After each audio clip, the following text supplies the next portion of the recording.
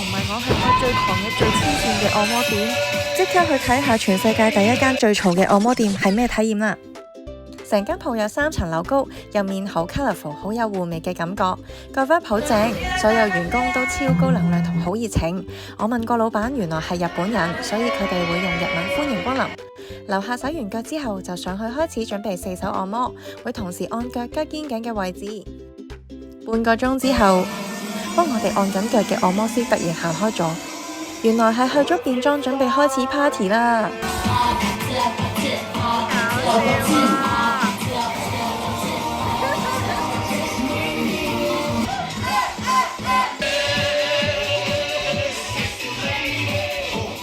哇！